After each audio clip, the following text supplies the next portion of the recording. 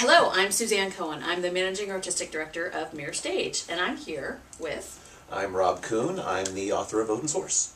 And we are going to be talking today about playwriting, about ODIN'S HORSE, about inspiration, and all kinds of other things that come up in the course of conversation.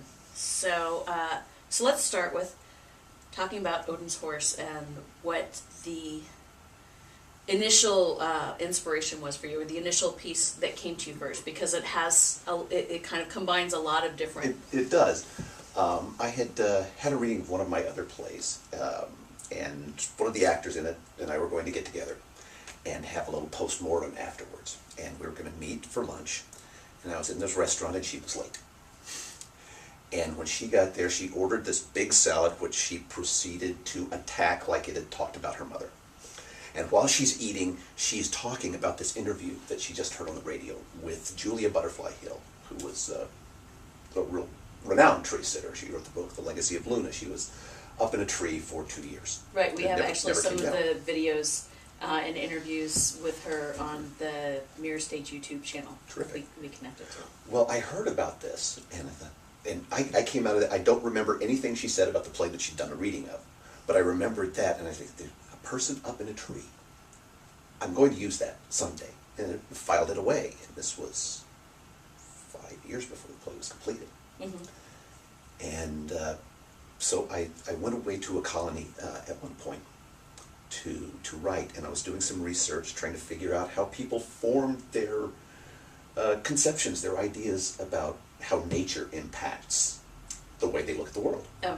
And it's a wonderful book called Landscape and Memory by Simon Schama. And I was reading this book, and there's a wonderful chapter on forests. And that's when I came upon the Odin myth, which I had never seen before. And that was another light bulb that goes on in my head. And I'm trying to figure out, at that point now, a way to make that story part of the play. What's the organic way that this becomes part of the play? And I was in a bookstore one day. I was walking along, going through the shelves, thinking, well, I should really be reading some Nordic mythology. And on this book, on this bookshelf, there was a book called Conversational Icelandic. And for some reason, I just pulled that off. So you see, what does the language look like? Flipped it open, and the first thing I looked at was the line that said, "Hon satt vid trädna," which is, she sat among the trees. It's the one that's referenced in the play.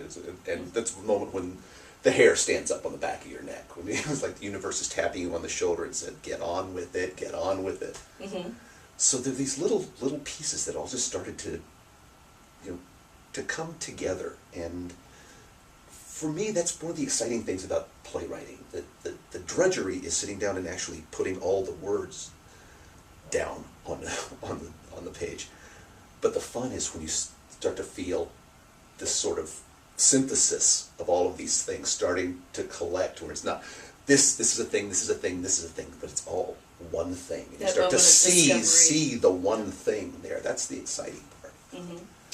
Well, so for your process, do you start with an idea and then kind of plan out who you think the people might be, or do you start with like a dialogue, a piece of conversation, and see where that takes you? Or how much do you plan out in advance, and how much is it discovery as you go along, or hitting paths that you find like, oh, well, that's a dead end, let me backtrack and go, or That's something that was really a part of writing ODIN'S HORSE, is that there'd be a scene or something that I would kind of have an idea in my head. So go, and I'm very much a proponent of, if you have a scene in your head, write it down. Mm-hmm. Just write it down. Don't think about where it comes in the play. Don't think about whether it's in the play or not. Just write it down. And there was, at one point, I printed out every scene that I had written for ODIN'S HORSE, and it was a stack of paper about yay high, and so I had 400 pages and no play. Mm-hmm. And I thought, I probably got enough raw material here. So let's go through and just start refining it and seeing where the story is. So that was a real part of that. It's just grab something from a tangent in one area or a tangent in the other area, and just to find a way to pursue that and see what's there. Mm-hmm. And I'm just a real proponent of doing things like that. It's just in a rehearsal process. When I was an actor for a long time, and I just really enjoyed rehearsal because it was a time to try things. Right. I remember doing a workshop once with some members of the Moscow Art Theater and sitting down for beers afterwards and asking them, how do you rehearse a play for a year and a half? How do you do that? How do you stay focused on it? How do you come in and be productive every day for a year and a half? And they simply said, we try everything. Wow. We try everything. And that way we know, and most of what we try is an awful failure. But failures can be useful. Oh, absolutely. Failure is useful. And failure can move you forward. Well, see, and I think for me, that's part of the reason why I gravitate more towards directing than playwriting, because I like to have at least a roadmap of sorts, and then within that structure to kind of try a lot of different things. But like the idea of rehearsing one play for a year and a half and trying it, that would probably drive me insane. I don't think we're conditioned to do that. Yeah. I think one of the things we're conditioned to do a little more is to make a choice.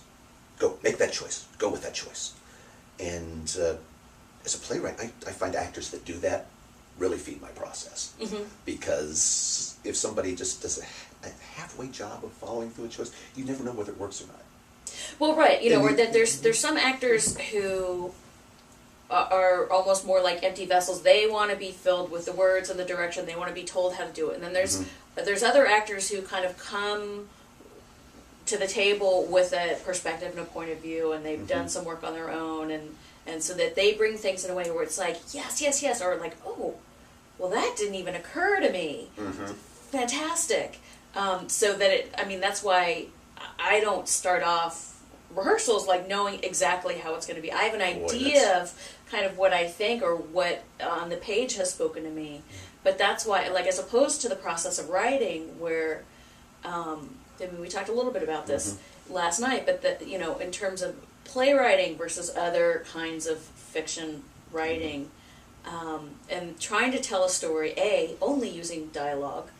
It's possible to do some voiceover on stage, but that's not effective. That's really kind of a cop-out. And having a kind of more limited amount of time to tell the story, where, that if when I'm writing, that sometimes it'll start with dialogue and I'll have no idea where it's going. And so then it's hard to find an ending, because it's like, I'll write, remembrance of things past or something, because it just will keep going and going and going. But in a play, there is more of a structure, even though there's so much freedom within the idea of structure and how you can structure things, but needing to tell a story in a complete way without it going on forever and all that. And so it's having that idea or that roadmap ahead of time, that you know where you're going. With me, for writing, it's more difficult to know where that's going. And so as a director, I love reading scripts that leap off the page for me, and I can imagine it, I can visualize it in my head, and I can hear how the characters speak and all of that, and I think, that I want to bring that to life and create it. But again, I already have the idea because of the world that the playwright has created. But as you were saying, you don't want to know how it's going to be at the end, because those surprises that happen into the process, they're the things that just keep you alive. What's going to happen now? Well, we know, if we do Romeo and Juliet, well, that play's kind of been the same way for 400 years. We kind of know what happens. We kind of know who does it. But a good production of Romeo and Juliet, there will be things in that surprise you. Actors will do things that surprise you. And those surprises that you find along the way are the things that, oh yeah, I'm excited about this now. It's not just, okay, we're going to do this one more time, and oh yeah, I know how this is going to end. Well, I'm doing this because I know this is going to happen later. I'm doing this because you don't know what's going to happen later. The thing that happens later. Right. But you never know. You never know. And that's exciting for me as an audience member, too.